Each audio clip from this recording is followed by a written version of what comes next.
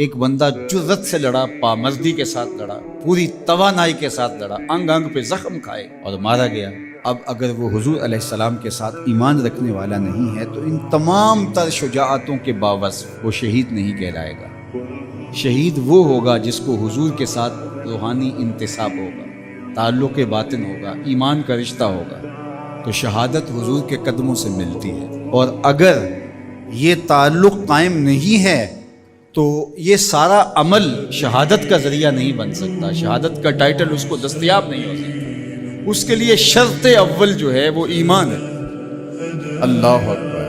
تو جس شہید کو حضور پر ایمان لانے کے نتیجے میں شہادت نصیب ہوتی ہے اور وہ مردہ نہیں زندہ کہلاتا ہے، اور قرآن کہتا ہے کہ اسے مردہ کہنا بھی نہیں، مردہ گمان بھی نہیں کرنا، تو مجھے بتاؤ جس نبی کے قدموں کے صدقے سے یہ شہادت نصیب ہوئی، اس نبی کی اپنی حیات طیبہ کا عالم کیا ہو، اپنی زندگی کا عالم کیا ہو۔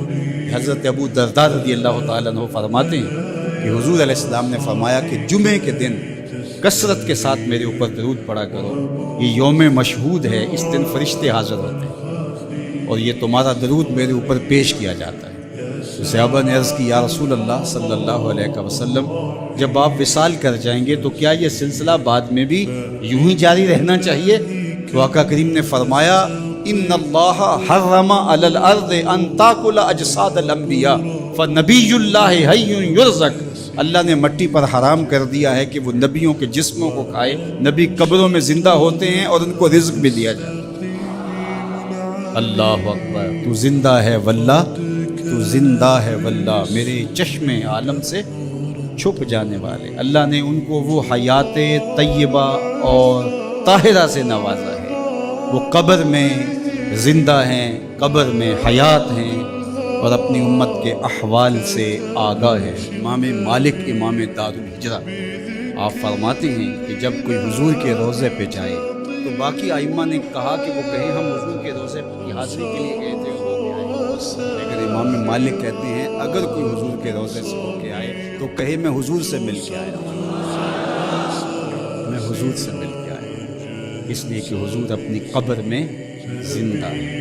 حضور نے ارشاد فرمایا قرب قیامت میں جب حضرت عیسیٰ آئیں گے اور حضرت عیسیٰ علیہ السلام آئیں گے اور پھر دین کی تنفیذ ہوگی، خنزیر کو قتل کریں گے، شراب ختم کر دی جائے گی، صلیب کا نشان توڑ دیں گے، کفر مٹ جائے گا، اسلام کا جھنڈا کائنات کی ایک ایک چھت کے اوپر لہرا رہا ہو۔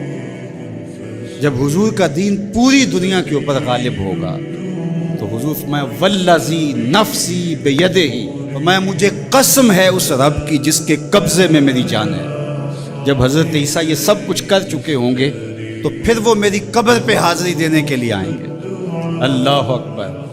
جب میدان میں بھیجا جاتا ہے کمانڈر کو تو وہ سارا کام کرنے کے بعد پھر ہیڈ کوارٹر میں آ کے جو ہے وہ اپنے سپریم لیڈر کو سلوٹ کرتا ہے کہ جناب جو مشن سونپا گیا تھا وہ کر آیا۔ حضرت عیسیٰ سب کچھ کرنے کے بعد ثم لئن قام علی قبری، فرمایا پھر وہ آ کے میری قبر پہ کھڑے ہوں گے اور پھر کیا کہیں گے، یا محمد صلی اللہ علیہ وسلم، مجھے یا محمد کہہ کے مخاطبت کریں۔ میرے حضور نے کیا کہا، لَأَجِیبَنَّهُ، لوگوں سن لو، میں قبر سے حضرت عیسیٰ کو جواب دوں گا۔ تو زندہ ہے واللہ، تو زندہ ہے واللہ، میرے چشم عالم سے چھپ جانے والے۔